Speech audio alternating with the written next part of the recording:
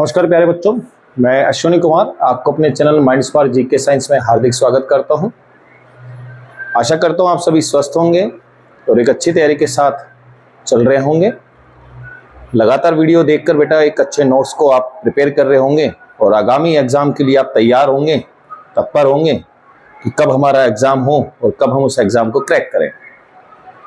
प्यारे बच्चों, अब हम आज जो टॉपिक पर चर्चा करेंगे वो हमारा पॉलिटिकल से कंसिडर होगा और हम लेकर चलेंगे पार्ट नंबर 4, जिसको हम कहते हैं नीति निर्देशक तत्व, directive principle and state policy.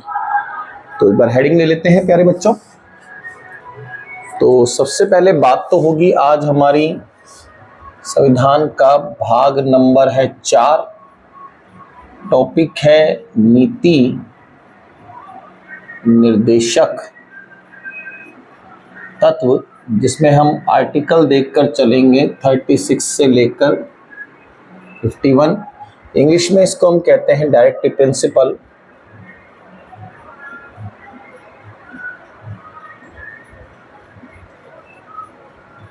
And state policy.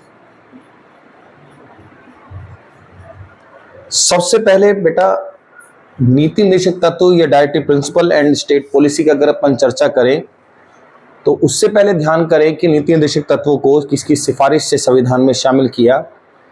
तो हमने ये शामिल किए हैं तेज बहादुर सप्रू की सिफारिश से। और किसके संविधान से लिए बेटा? तो ये हमने लिए हैं आयरलैंड के संविधान से। आयरलैंड के संविधान से जोड़े गए हैं। इसी में ही कुछ खास कथन आएंगे जो डीपीएसपी यानी कि नीति निर्देशक तत्वों के बारे में बताकर चलने वाले हों। कथनों की अगर हम चर्चा करें प्यारे बच्चों, तो सबसे पहले लिखा जाता है डीपीएसपी के बारे में बताया है अनोखी विशेषता। अनोखी विशेषता कहने वाले हैं डॉक्टर भीमराव अंबेडकर साहब। तो ये कहा है डॉक्टर अंबेडकर जी ने।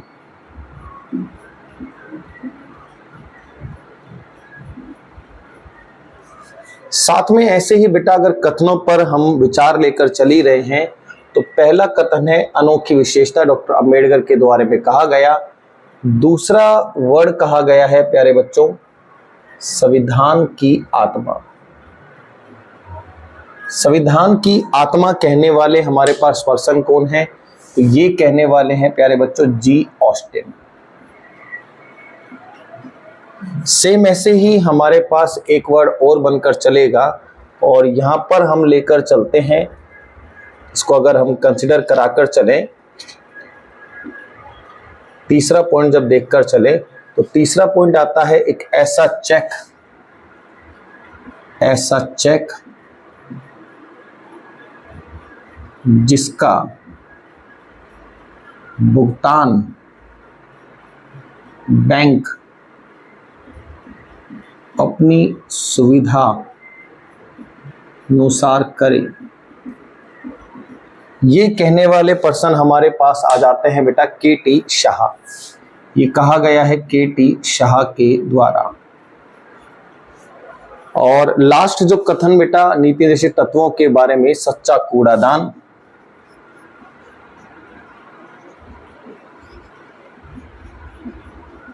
और ये कहने वाले हैं हमारे पास टी कृष्णाचारी।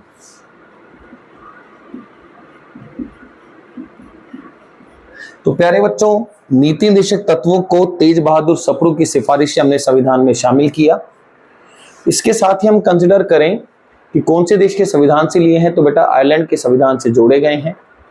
नीति निर्देशक तत्वों के बारे में डॉक्टर भीमराव अंबेडकर साहब ने कहा है कि डीपीएसपी एक अनोखी विशेषता है। सेम ऐसे ही डीपीएसपी को संविधान की आत्मा कहने वाले हैं जी ऑस्टिन। और के.टी. शाह के द्वारा कहा गया है डीपीएसपी के बारे में कि ऐसा चेक है जिसका भुगतान बैंक अपनी सुविधा के अनुसार करेगा। ये के.टी. शाह का कथन है। सेम ऐसे ही प्यारे बच्चों टी कृष्णाचारी ने कहा है कि डीपीएसपी एक सच्चा कूड़ादान है।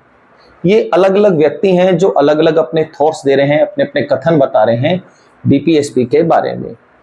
एक बार आप इसका स्क्रीनशॉट लीजिएगा, फिर हम आगे सभी आर्टिकल को ओपन करना शुरू करेंगे और उनकी विशेषताओं को चर्चा करेंगे।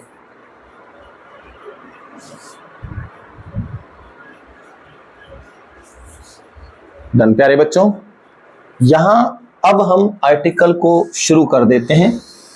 आर्टिकल को लेना शुरू करें तो सबसे पहला जो हमारा आर्टिकल आएगा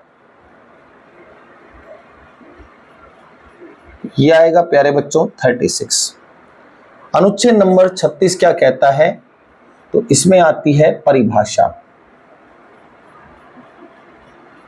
परिभाषा यानी कि राज्यों की परिभाषा अनुच्छेद नंबर 36 में दिखाई दे। ये सेम वैसे ही है जैसे हमारे आर्टिकल नंबर 12 में है।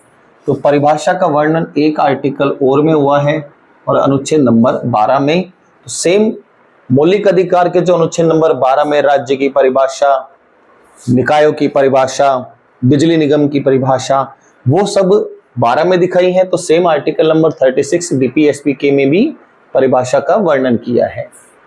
आर्टिकल नंबर 37 होगा। तो अगला देखें अनुच्छेद नंबर 37। ये कहकर चलता है बेटा नीति निर्देशक तत्व जो हैं वो न्यायालय द्वारा लागू नहीं है। इन्हें न्यायालय द्वारा लागू नहीं किया जा सकता है। न्यायालय द्वारा इन्हें लागू नहीं किया जा सकता, लेकिन नीति निर्माण के लिए राज्य इन्हें शामिल करेगा। तो खास पॉइंट क्या हो गया बेटा? नीति निर्माण में इन्हें राज्य शामिल करेगा कि नीति निर्माण में राज्य इन्हें शामिल करेगा। तो प्यारे बच्चों आर्टिकल नंबर 37 बोलकर चल रहा है कि नीति निर्देशक तत्व वाद योग्य नहीं है, इन्हें न्यायालय के द्वारा लागू नहीं किया जा सकता। लेकिन अगर अपन बात करें कि नीति निर्माण यानी कि राज्य के कुछ विशेष प्रोविजन के आधार पर हम देखकर चलें तो ये बेटा इनको निर्माण में राज्य शामिल जरूर करेगा। नेक्स्ट हमारे पास अनुच्छेद नंबर 31A आता है। तो आर्टिकल नंबर लेकर चलेंगे 31 और उसका भी पहला भाग ये कहकर चलता है सामाजिक, आर्थिक एवं राजनीतिक न्याय। सामाजिक,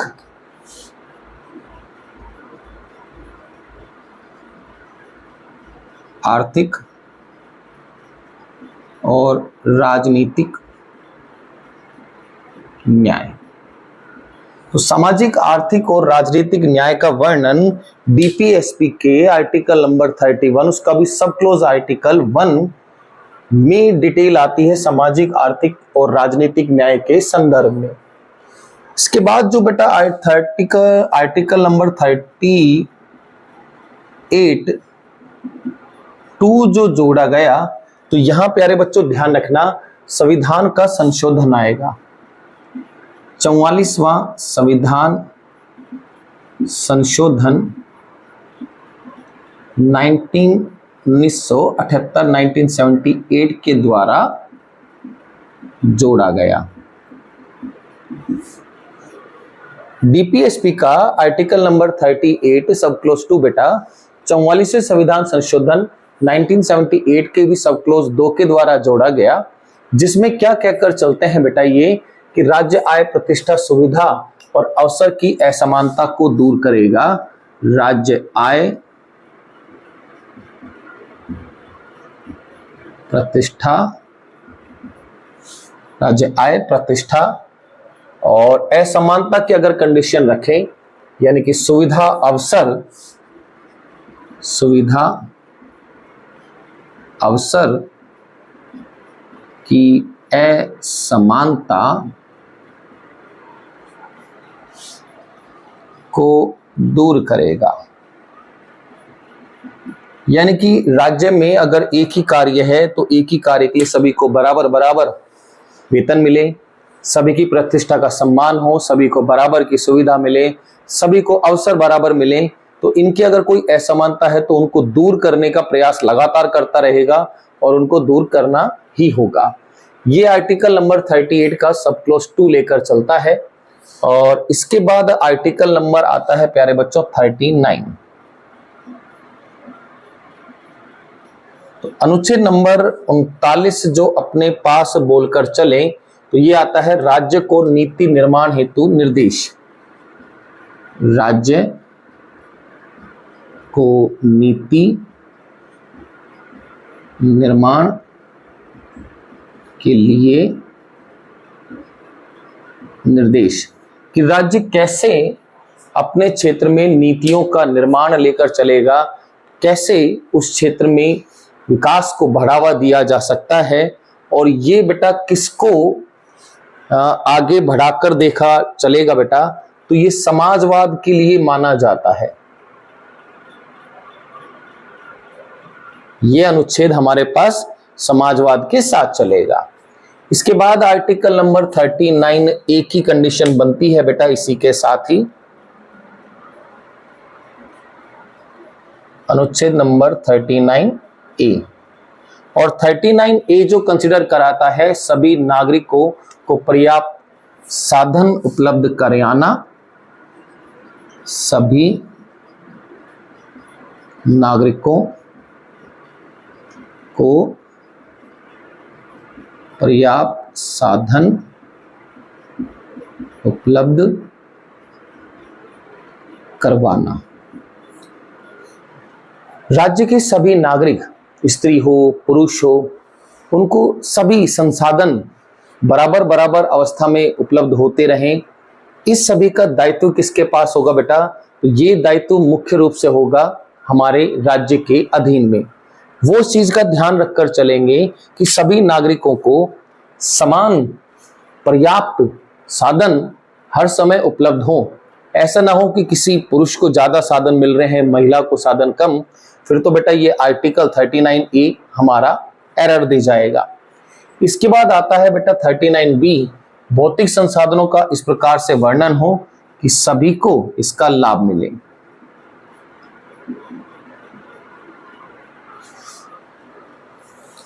भौतिक संसाधनों का वितरण इस प्रकार हो कि सभी को इसका लाभ हो। एक बार हम वापस से सभी आर्टिकल को कवर करते हैं प्यारे बच्चों। आर्टिकल नंबर 36 में राज्य की परिभाषा बताई गई है, सेम ऐसे ही जैसे मौलिक अधिकार के अनुच्छेद नंबर 12 में परिभाषा दिखाई गई है, बिल्कुल वही परिभाषा अनुच्छेद नंबर 36 में है। अनुच्छेद नंबर 37 कहता है कि ये वाद योग्य नहीं है, यानी कि न्यायालय के द्वारा इन्हें लागू नहीं किया जा सकता, लेकिन नीति के निर्माण में राज्य इन्हें हमेशा शामिल कर कर चलेगा। इसके बाद बेटा 31 ए सब क्लोज आर्टिकल है, सामाजिक आर्थिक और राजनीतिक न्याय जो है वो आपको उपलब्ध करवाया जाएगा हर समय हर संभव प्रयासों में। इसके बाद आता है बेटा आर्टिकल नंबर 38(2) जो संविधान का संशोधन है, 44th अमेंडमेंट है, 1978 है, इसके द्वारा जोड़ा गया है।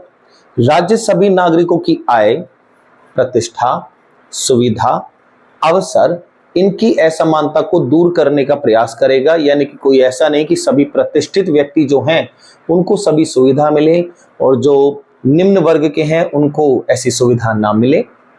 आर्टिकल नंबर 39 समाजवाद को बढ़ावा देने के लिए है। राज्य को नीति निर्माण के लिए निर्देश है कि राज्य अपनी कल्याणकारी नीतियां बनाए।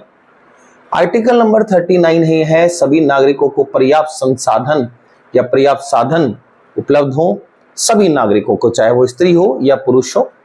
फिर 39 बी आता है बेटा भौतिक संसाधनों का वितरण इस प्रकार हो कि सभी को इसका लाभ मिले। भौतिक संसाधन यानी कि बेटा हॉस्पिटल की सुविधा हो गई, राशन की सुविधा हो गई, कोई टीकाकरण अभियान चलाया तो उसकी सुविधा हो गई। ये सभी सुविधाएं आपको सब जगह पर सभी नागरिकों को बराबर बराबर अवसर पर मिलती रहनी चाहिए और भौतिक संसाधनों के साथ रखा जाता है। एक बार आप इसका स्क्रीनशॉट लीजिएगा, फिर अपन आगे चलते हैं।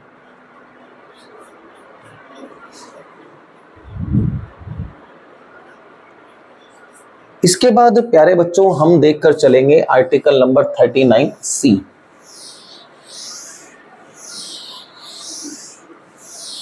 तो अगला आर्टिकल हमारा आ जाता है प्यारे बच्चों 39 और उसका भी सब क्लॉज C। तो 39C कहता है धन व उत्पादन के संसाधनों का केंद्रीकरण ना हो। धन व उत्पादन के संसाधनों का केंद्रीयकरण ना हो।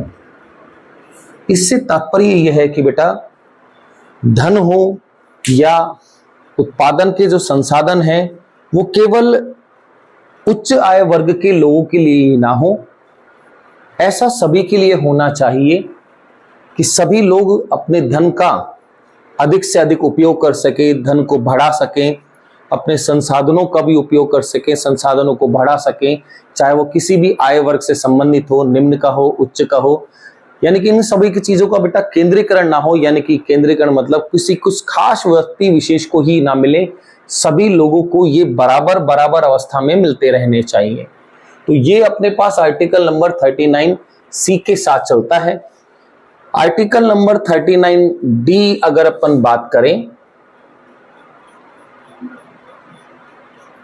39D ये कहकर चलता है बेटा स्त्री पुरुष को समान कार्य के लिए समान वेतन। स्त्री व पुरुष को समान कार्य के लिए समान वेतन। अगर मान लीजिएगा कि कोई क्लर्क है, स्त्री भी है और पुरुष भी है, दोनों ने एक ही वक्त में ज्वाइन किया है, तो बेटा दोनों की ही सैलरी बराबर होगी। ऐसा संभव नहीं हो सकता कि स्त्री को सैलरी ज्यादा मिले या पुरुष को सैलरी ज्यादा मिले। दोनों के समान कार्य के लिए बेटा समान वेतन का प्रावधान हमारे डीपीएसपी के आर्टिकल नंबर 39 के सब क्लोज डी में लिखा हुआ है। यहां इसके लिए अगर ऐसा कुछ होता है तो हम न्यायालय की शरण में जा सकते हैं और यहां से संबंधित एक विवाद है बेटा, एक केस का नाम आता है और इससे संबंधित एक विवाद है रणधीर सिंह बनाम भारत संघ। तो केस का नाम है रणधीर सिंह वर्सेस भारत संघ। तो रणधीर सिंह वर्सेस भारत संघ जो वाला अपना विवाद है, इस विवाद में रणधीर सिंह को बराबर वेतन नहीं मिल रहा था, तो इन्होंने केस किया और केस सुप्रीम कोर्ट में इनके पक्ष में आया कि सभी व्यक्तियों को समान कार्य के लिए समान वेतन दिया जाए। रणधीर सिंह बनाम बेटा भारत संघ का जो ये अपने पास विवाद है, ये कब हुआ तो 1982 का है और सुप्रीम कोर्ट के द्वारा निर्णीत है।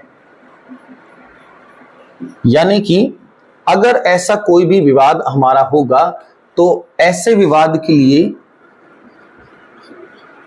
न्यायालय जाया जा सकता है। इसके बाद हम आर्टिकल नंबर 39E लेकर चलेंगे।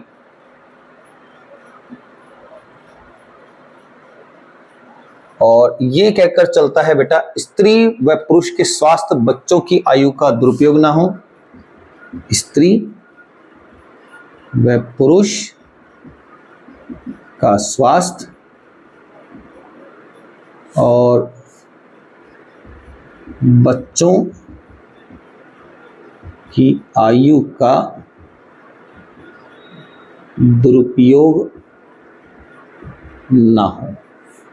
इससे तात्पर्य यह है बेटा कि हमारे राज्य में जितने भी स्त्री हो और पुरुष हैं उनके स्वास्थ्य को बढ़ाया जाए, उनके स्वास्थ्य से संबंधित नए नए कार्यक्रम शुरू किए जाएं, यानी कि उनको कोशिश की जाए निरोगी रखा जाए। बच्चे जो छोटे हैं बेटा उनको किसी ऐसे कार्य में ना लगाया जाए जिससे उनका बेटा बचपन खत्म हो जाए या बच्चों की आयु का दुरुपयोग नहीं होना चाहिए। ये हमारा आर्टिकल नंबर 39E के साथ चलता है। नेक्स्ट जो हम आर्टिकल लेकर चलेंगे तो अगला आर्टिकल आता है प्यारे बच्चों 39F। यहां पर ध्यान रखना बेटा 39 जो F जोड़ा गया है ये जोड़ा गया है 42वें संविधान संशोधन 1976 के द्वारा जोड़ा गया है। तो 39F जो हमारे पास है इसमें क्या बोला जाए तो बच्चों के स्वास्थ्य विकास के लिए सुविधा और अवसर, बच्चों के स्वास्थ्य विकास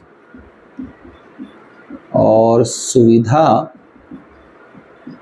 के लिए अवसर, बच्चों के स्वास्थ्य से संबंधित कार्य किए जाएं।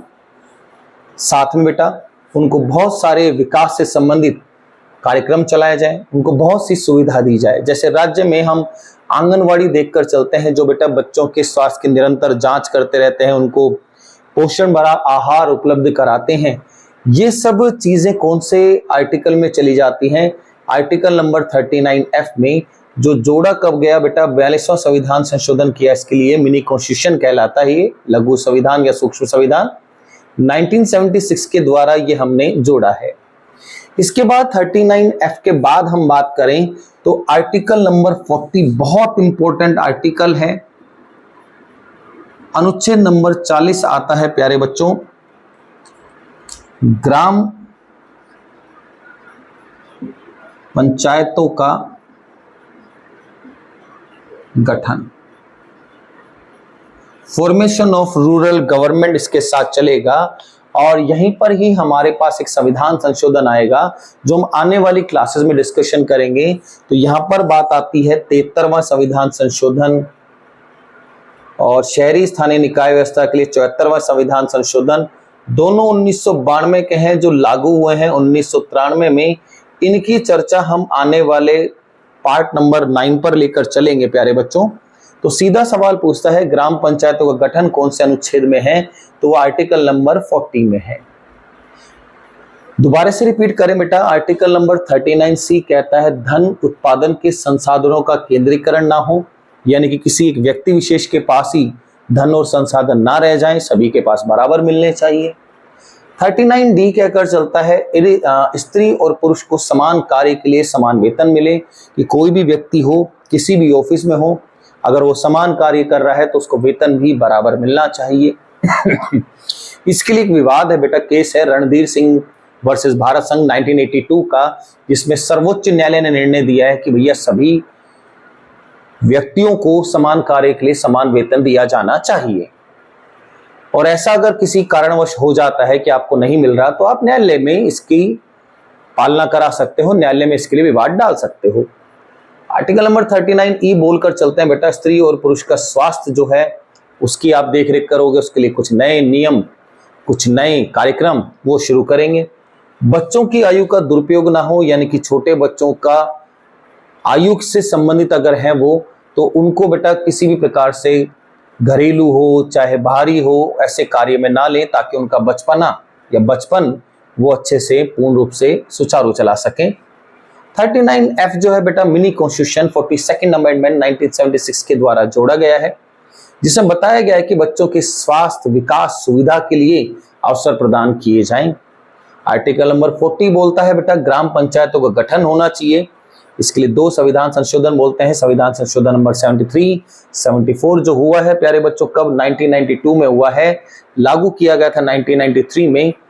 लेकिन अगर हम कहें कि ये तो बेटा अनुसूचियों के साथ चलेगा, डायरेक्ट अगर अपन रखें तो यहाँ पर कोई संविधान संशोधन नहीं है, सीधा आर्टिकल नंबर 40 में लिखा गया है, ग्राम पंचायतों के गठन की बात होती है। और ये अगर हम बात करें किससे संबंधित बोला जाता है, तो ये गांधीवादी विचारधारा से संबंधित होता है, आर्टिकल नंबर 40। एक बार आप प्यारे बच्चों इसका स्क्रीनशॉट लीजिएगा, फिर हम अगले आर्टिकल पर चर्चा करते हैं।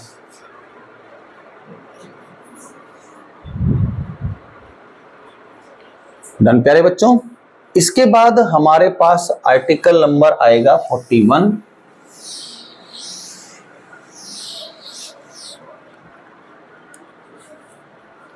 और यहां हम चर्चा लेकर चलेंगे अनुच्छेद नंबर 41। कुछ दशाओं में काम, शिक्षा और लोक सहायता, कुछ दशाओं में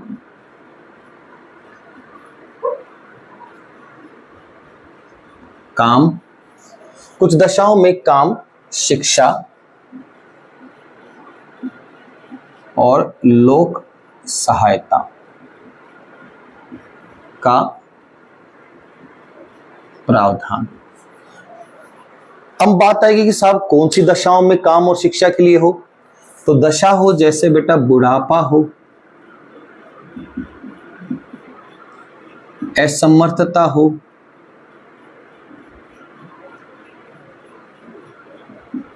यानी कि कोई भी व्यक्ति बूढ़ा हो जाए या असमर्थ हो जाए तो उनको बेटा काम के लिए कुछ कार्य मिल जाए, कोई लोक सहायता मिल जाए यानी कि कोई धन मिल जाए, या फिर व्यक्ति बेटा असमर्थ हो, या अगर हम बात करें कि वो किसी बीमारी से ग्रसित हो, तो ऐसे व्यक्तियों को कुछ विशेष प्रोविजन में काम, शिक्षा और लोक सहायता का प्रावधान मिलेगा।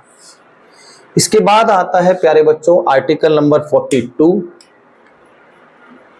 और यहां हम बात लेकर चलते हैं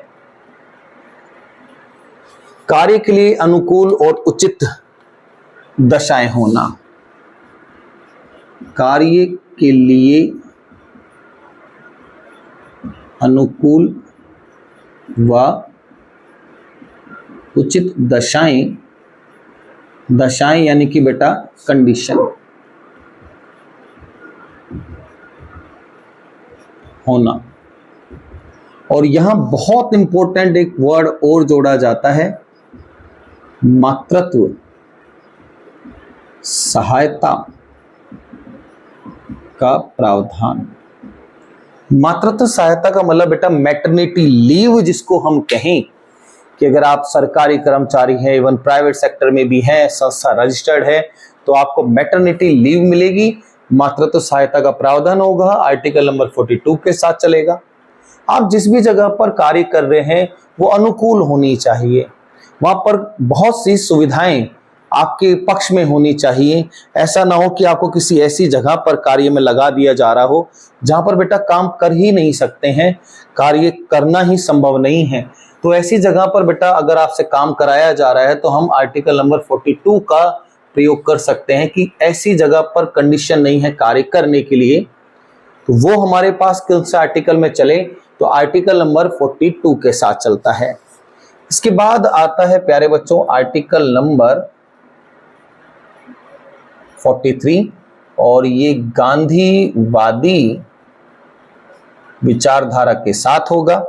43 बोलकर चलता है बेटा कृषि तथा उद्योगों में लगे श्रमिकों को, कृषि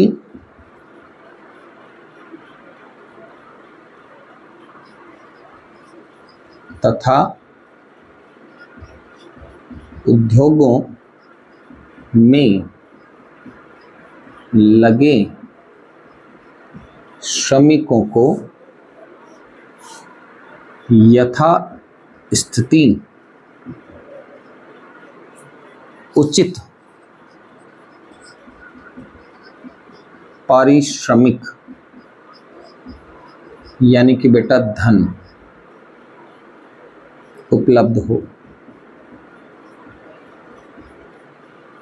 अर्थात यह है बेटा कि अगर कोई व्यक्ति किसी कंपनी में कार्य कर रहा है तो उसको उचित वेतन मिले। अगर कोई श्रमिक है बेटा, कृषि से संबंधित कार्य किया जा रहा है, कृषि से संबंधित कोई श्रमिक उसमें कार्य कर रहा है, तो उसको भी बेटा उसके कार्य करने का उचित पारिश्रमिक जो है, उसका जो वेतन जो है वो उपलब्ध होना चाहिए। और ये बेटा गांधीवादी विचारधारा को साथ लेकर चलता है। इसके बाद आता है प्यारे बच्चों आर्टिकल नंबर 43A,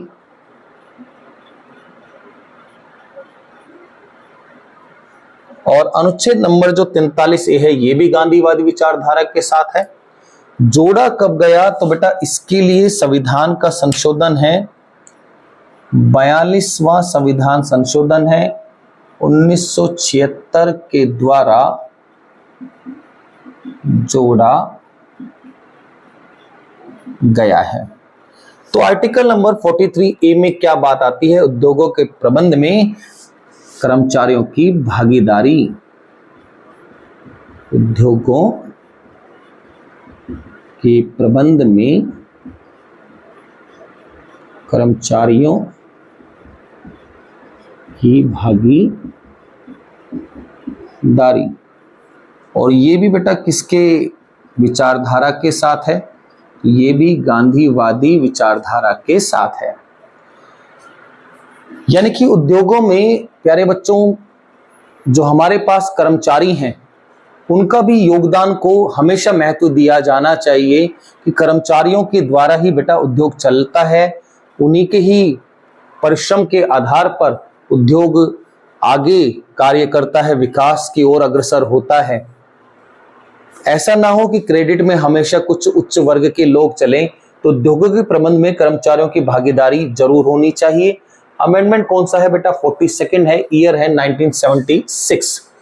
इसके बाद जो हमारे पास एक और आर्टिकल आता है प्यारे बच्चों, वो आर्टिकल है 43B, और ये भी बेटा संविधान संशोधन से जुड़ेगा। और 43B जो है बेटा, ये संविधान संशोधन बोला जाए तो 97वें संविधान संशोधन है। 97वें संविधान संशोधन 2011 के द्वारा जोड़ा गया। और आर्टिकल नंबर 43B जो है बेटा, ये भी बोलकर चलता है कि गांधीवादी विचारधारा के साथ है। यहां बात आती है सहकारी समितियां, कोऑपरेटिव जो कमिटीज होती हैं, सहकारी समितियों का जो गठन होता है वो बेटा आर्टिकल नंबर 43B के आधार पर हो, जिसमें सभी राज्य के नागरिकों को कार्य करने का अवसर मिल सके, वो सहकारी समितियां बना सके, कोऑपरेटिव कमिटीज अगर उसका गठन करना चाह रहे हैं तो। एक बार हम इसको रिपीट कर लेते हैं कि क्या क्या हमारे पास यहाँ पॉइंट बनकर चल रहे हैं। तो हमने रखा आर्टिकल नंबर 41, कुछ स्पेशल प्रोविजन कंडीशंस हैं बेटा, जिनमें काम, शिक्षा, लोक सहायता का प्रावधान हो, जैसे बुढ़ापा आ जाए, असमर्थता हो, बीमारी हो। 42 बोलकर चलता है बेटा, किसी भी जगह पर आप कार्य कर रहे हैं तो वहां पर उचित अवस्थाएं, अनुकूल कंडीशन होनी चाहिए। साथ में बहुत इंपॉर्टेंट है बेटा मातृत्व सहायता का प्रावधान, यानी कि मैटरनिटी लीव जो अपने पास हो, पैटर्निटी लीव का भी प्रावधान है अब तो। आर्टिकल नंबर 43 गांधीवादी विचारधारा के साथ आता है। कृषि तथा उद्योगों में जितने भी कृषि श्रमिक लगे हैं उनको पारिश्रमिक यानी कि उनका वेतन या धन उपलब्ध हो। 43A चलता है बेटा 42वां संविधान संशोधन 1976 का है, इसके द्वारा जोड़ा गया है कि उद्योगों के प्रबंध में कर्मचारियों की भागीदारी होनी चाहिए। 43B बोलकर चलता है बेटा 97वें संविधान संशोधन 2011 के द्वारा जोड़ा गया है, गांधीवादी विचारधारा के साथ चलता है। सहकारी समितियों का गठन या उनका प्रोविजन जो है वो आर्टिकल नंबर 43B के साथ चलता है। एक बार आप स्क्रीनशॉट दीजिएगा, फिर हम आगे चलते हैं।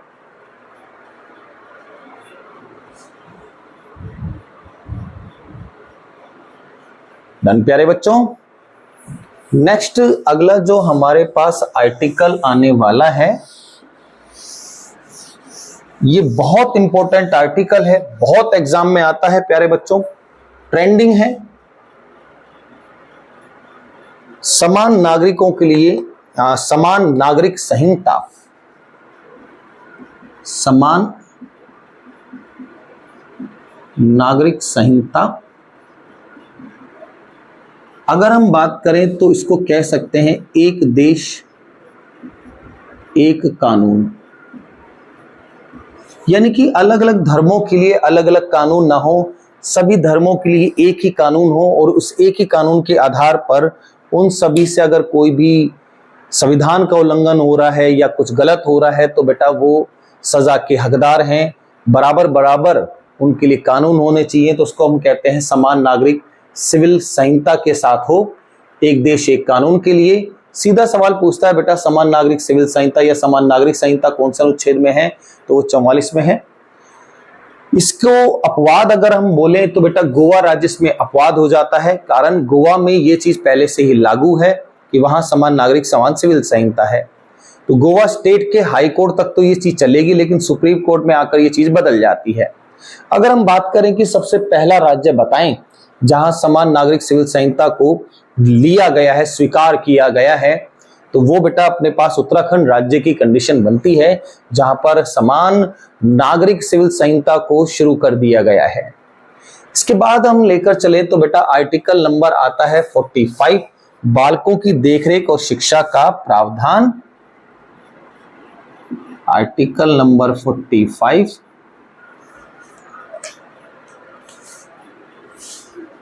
बच्चों की देखरेख व शिक्षा का प्रावधान। साथ ही बेटा इसके लिए अगर हम बात करें 6 से 14 वर्ष तक के बच्चों के लिए अनिवार्य व निःशुल्क शिक्षा का प्रावधान ये रखा गया था बेटा। इसके लिए भी एक संविधान संशोधन है, तो इसके लिए संविधान संशोधन आता है 86वें संविधान संशोधन है। कब का है प्यारे बच्चों? 2002 का है कि 6 से 14 वर्ष तक का कोई भी बच्चा होगा उसके लिए अनिवार्य और निःशुल्क शिक्षा का प्रावधान होना चाहिए। नेक्स्ट आर्टिकल हमारे पास 45 के बाद चलता है बेटा, तो आर्टिकल आ जाता है 46 और ये किस विचारधारा के साथ चलता है? तो प्यारे बच्चों ये विचारधारा है गांधीवादी विचारधारा को साथ लेकर चलता है। तो अनुच्छेद नंबर 46 हमारे पास आता है SC, ST और दुर्बल वर्ग को आर्थिक सहायता उपलब्ध करवाना। SC यानी कि प्यारे बच्चों शेड्यूल कास्ट, हिंदी में कहें तो अनुसूचित जाति। ST यानी कि शेड्यूल ट्राइब, अनुसूचित जनजाति। SC, ST और दुर्बल वर्ग के जो लोग हैं उनको बेटा स्कॉलरशिप मिले शिक्षा के लिए या कुछ और आर्थिक सहायता उपलब्ध करवाए जाए, कुछ ऐसी स्कीम हो जैसे बेटा राजस्थान में चलती है कि अगर कोई व्यक्ति SC का है और जनरल कैटेगरी में अंतर जाति विवाह करता है तो बेटा उनको कुछ पैसे का प्रावधान आता है, लगभग 10 लाख रुपए है अब तो। वो सारे प्रावधान बेटा हमारे पास इन वर्ग को अच्छा ऊंचा उठाने के लिए है, आर्थिक सहायता उपलब्ध करवाने के लिए है। तो ये आर्टिकल कौन सा चले? 46। जो विचारधारा किसकी चलती है? तो गांधीवादी विचारधारा के ये साथ आता है। सेम आप इसमें एक पॉइंट और अगर जोड़ना चाहें तो शोषण के विरुद्ध या शोषण से मुक्ति या शोषण से दूर के लिए भी बेटा ये अपने पास आर्टिकल नंबर 46 चलता है।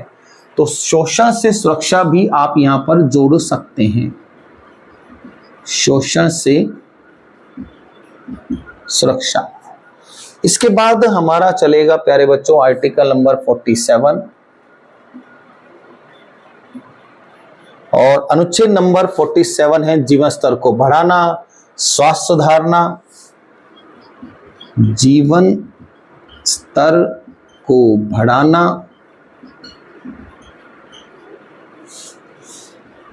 स्वास्थ्य को बढ़ाना, नशीले पदार्थों को, नशीले पदार्थों पर प्रतिबंध लगाना।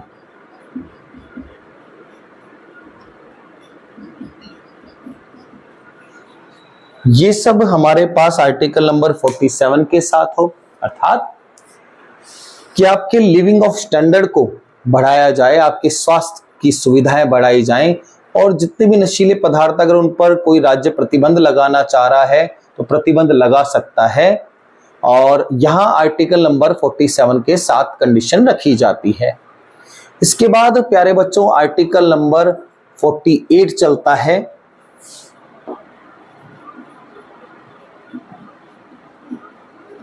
और ये किसकी विचारधारा, तो वापस से विचारधारा बन जाती है गांधीवादी विचारधारा के साथ होगा। क्या कहानी इसमें रखी जाए, तो प्यारे बच्चों इसके साथ अगर हम कहानी रखें तो आता है कृषि और पशुपालन को बढ़ावा, कृषि व पशुपालन को बढ़ावा, साथ में बेटा पशुवध या बात करें पशु बलि पर प्रतिबंध। ये भी किसके साथ होगा, आर्टिकल नंबर 48 के साथ। राज्य में बेटा कृषि के लिए नए नए कार्यक्रम शुरू करना, पशुपालन को बढ़ावा देना, एनिमल हस्बेंड्री को ज्यादा से ज्यादा लोगों तक पहुंचाना, कुछ नए रोजगार के अवसर उपलब्ध करवाना। साथ में बेटा राज्य में या किसी भी क्षेत्र में पशु बलि पूर्ण रूप से प्रतिबंधित है, पशु की बलि नहीं दी जानी चाहिए, लेकिन फिर भी बहुत सारी जगह पर पशु की बलि दी जाती है। अगर राज्य सरकार चाहे तो उस पर बेटा सख्त कार्रवाई कर सकती है, सजा तक का भी प्रावधान है। कारण हमारे संविधान के डीपीएसपी में लिखा हुआ है पशु बलि प्रतिबंधित है। एक बार हम दोबारा समझते हैं कि हमने कौन कौन से आर्टिकल देखे हैं प्यारे बच्चों।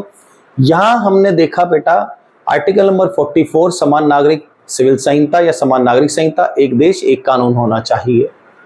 आर्टिकल नंबर 45 रखा बेटा बच्चों की देखरेख के लिए शिक्षा का प्रावधान होना चाहिए। इसके लिए एक संविधान संशोधन है जिसमें आता है बेटा 6 से 14 बच्चों के लिए अनिवार्य और निःशुल्क शिक्षा का प्रावधान, 86वें संविधान संशोधन 2002। आर्टिकल नंबर 46 गांधीवादी विचारधारा के लिए है, एससी एसटी दुर्बल वर्ग को आर्थिक सहायता उपलब्ध करवाना, शोषण से सुरक्षा देना। सेम ऐसे ही आर्टिकल नंबर 47 की कंडीशन रखे तो जीवन स्तर यानी कि लिविंग ऑफ स्टैंडर्ड बनाना, स्वास्थ्य को बढ़ाना, नशीले पदार्थों पर प्रतिबंध लगाना। ये बहुत पेपर में आता है बेटा, नशीले पदार्थों पर प्रतिबंध कौन सा अनुच्छेद बोलकर चलता है, यहां पर बात होती है आर्टिकल नंबर 47 पर।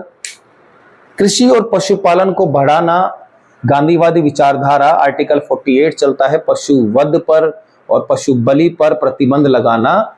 ये सारे आर्टिकल आ जाते हैं 48 तक। एक बार आप प्यारे बच्चों स्क्रीनशॉट लीजिएगा, फिर हम नेक्स्ट आर्टिकल पर चर्चा करेंगे।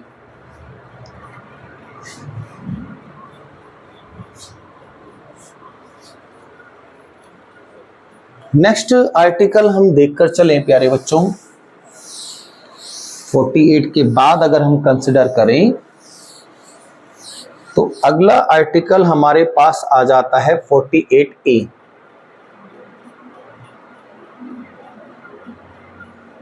और 48A जो है तो यहां पर यह संविधान संशोधन से जोड़ा गया है, 42वां संविधान संशोधन।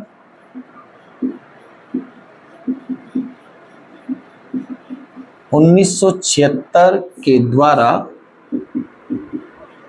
जोड़ा गया है। यहां क्या कंडीशन रखी जाती है प्यारे बच्चों, तो पर्यावरण संरक्षण, वन्यजीव सुरक्षा, पर्यावरण संरक्षण, वन्यजीव सुरक्षा, यानी कि पर्यावरण से उनको संरक्षण किया जाए, पर्यावरण को नुकसान ना हो, ऐसी नीतियां बनाई जाएं, ऐसे कानून बनाए जाएं, कार्य किए जाएं। जैसे हाईवे के बगल में देखा होगा आपने, दोनों साइड में बेटा कुछ ऐसे पेड़ होते हैं जिनके ऊपर कलर किया हुआ होता है, वो प्रिजर्व है, संरक्षित है, उनको अगर आप काटेंगे तो सजा मिलेगी। किसी भी वन्य जीव को अगर संरक्षित कर दिया गया है, सुरक्षित कर दिया गया है, अगर आप उनको नुकसान पहुंचा रहे हैं तो सजा का प्रावधान भी होगा। यहां पर आर्टिकल नंबर 48A की कंडीशन बनती है। नेक्स्ट आर्टिकल देखकर चलें तो आर्टिकल नंबर आएगा 49। यहां पर बात होती है बेटा ऐतिहासिक स्थलों, इमारतों, स्थानों का संरक्षण। ऐतिहासिक स्थलों, स्मारकों, वस्तुओं का संरक्षण।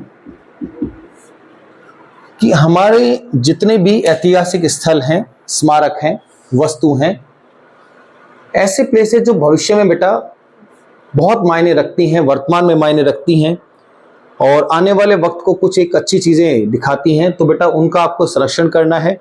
अगर आप उनके अगेंस्ट में कोई भी कार्य कर रहे हैं, उनको नुकसान पहुंचा रहे हैं, तो बकायदा बेटा सजा का प्रावधान है। ऐसी चीजें गलत बताई जाती हैं और इसमें भी बेटा सजा का प्रावधान आपके साथ होगा। नेक्स्ट बहुत इंपॉर्टेंट आर्टिकल है प्यारे बच्चों, काफी एग्जाम में आकर चलता है और यहां बात होती है आर्टिकल नंबर 50। ये बोलता है बेटा कार्यपालिका का न्यायपालिका से, कार्यपालिका का न्यायपालिका से पृथक्करण। ये इंग्लिश में, हिंदी में शायद आपको क्लियर ना हो। Separation of executive and judiciary. यानी कि जिस वक्त में बेटा कार्यपालिका, अगर केंद्र में कार्यपालिका समझना चाहें तो आप समझिएगा बेटा कि मंत्री, सरकार ये कार्यपालिका है और केंद्र का कोर्ट रखेंगे तो बेटा सुप्रीम कोर्ट। कि जब भी दोनों कार्य करें तो दोनों अपने अपने क्षेत्राधिकार के अंतर्गत कार्य करें। दोनों अलग अलग चीजें हैं, दोनों अलग अलग शक्तियों के साथ हैं, एक दूसरे के कार्य में इंटरफेयर नहीं करेंगे। सुप्रीम कोर्ट कार्य कर रहा है तो एग्जीक्यूटिव का कोई लेना देना नहीं है और एग्जीक्यूटिव कार्य कर रही है तो बेटा सुप्रीम कोर्ट का कोई लेना देना नहीं होगा। लास्ट आर्टिकल 51, ये भी मोस्ट इंपोर्टेंट आर्टिकल में से एक है प्यारे बच्चों। और आर्टिकल नंबर 51 ये लेकर चलता है कि भारत की विदेश नीति, भारत की विदेश नीति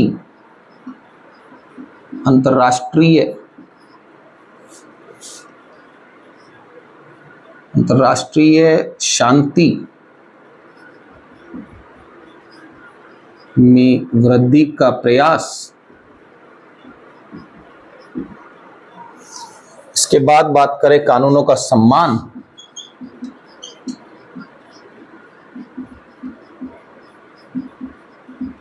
और विवादों का निपटारा